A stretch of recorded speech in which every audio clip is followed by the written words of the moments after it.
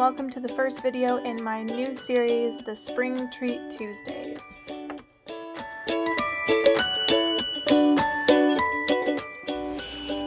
Hey guys, welcome back to my channel. My name's Veronica. My channel is all about mama motivation and lifestyle. Today we are going to do something a little different. We're going to make some Rice Krispie treats. I figured it'd be a special treat for those kiddos while they're stuck at home. I know our school district here is closed down, so my kiddos are going a little stir crazy. So I figured a nice little treat would put a smile on their face and make this experience just a little bit brighter. Before we get started, here is everything we're going to use. We have 6 cups of Rice Krispies. You can use either the generic store brand or the Rice Krispies from Kellogg's. Both taste delicious. In my opinion, you can't taste the difference. We need 3 tablespoons of butter. This will get melted here in a second. And 10 ounces of mini marshmallows. We also are going to use a sheet pan. I have mine lined here in parchment just to make it easier to get them off. Other ways you can do this if you don't have parchment paper or wax paper, or you can just grease up the bottom of the pan with some butter for an easy release.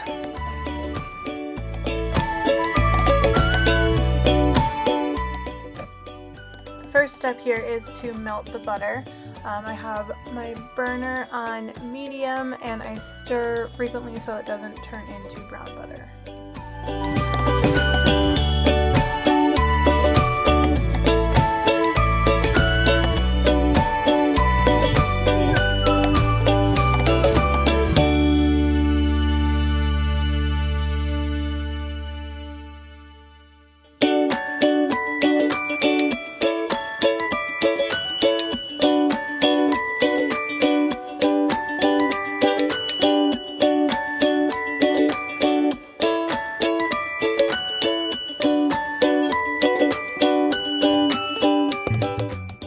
Once the butter is melted, it is time to add in those mini marshmallows. I gave it a second to heat up a little bit before I started stirring. However, it is important to get that butter on those marshmallows as soon as possible because that is what is going to melt them down.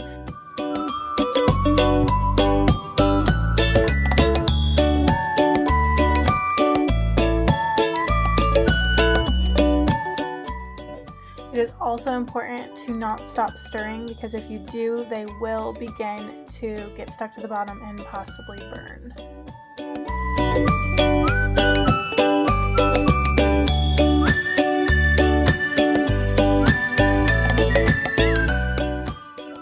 Once those marshmallows are fully melted, it is time to remove it from heat and start stirring in your Rice Krispies. At first this will be pretty easy, but as the time goes on and it starts to cool, it does get a little bit more difficult to stir them in, but it is important to not stop stirring. Once they are all incorporated, go ahead and pour them out onto your sheet pan and do your best to spread them out as evenly as possible. You can use a higher sided pan as well. It will make for thicker Rice Krispie treats, but they are just as delicious.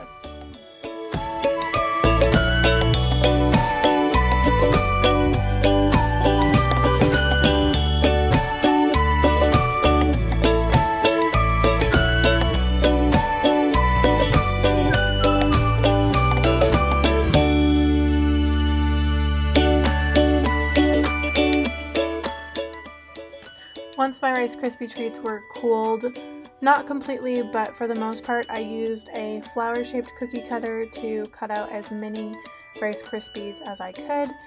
And with the scraps, I decided to shape them into Easter eggs as well as I could. They did not turn out as well as I wanted, but they are still cute and they still taste just as good.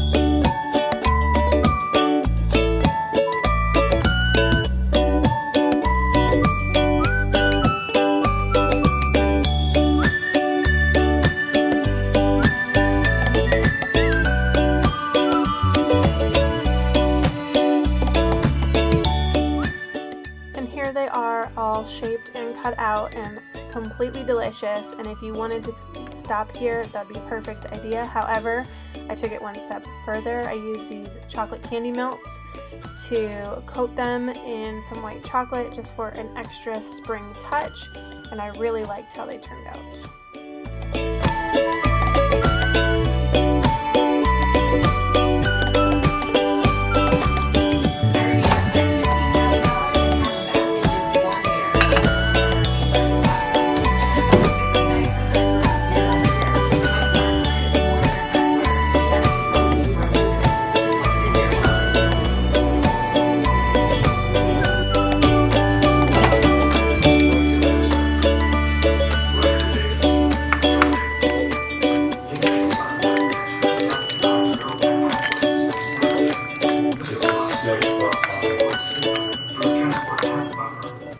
To melt the chocolate, I did put it in the microwave for 30 seconds to begin with, and then I would do it in 15-second increments as needed until it was nice and smooth, stirring in between each time.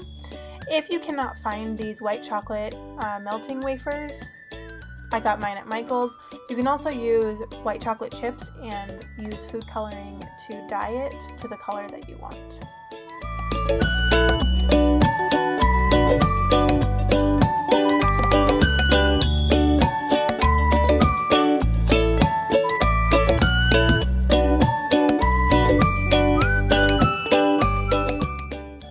To decorate these, I began by dipping the flour Krispy treats into the chocolate to get a nice coat on them, and then I set them on a wax paper covered cookie sheet to dry.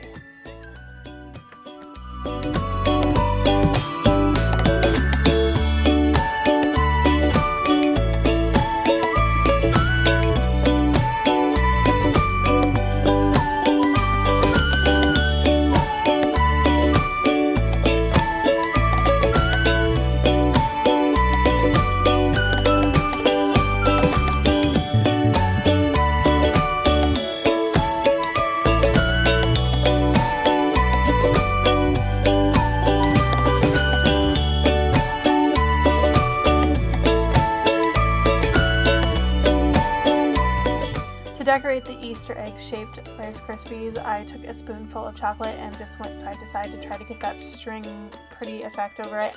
The first one did not turn out the way I wanted, however the last one did, and I also alternated colors to make it more springy and vibrant.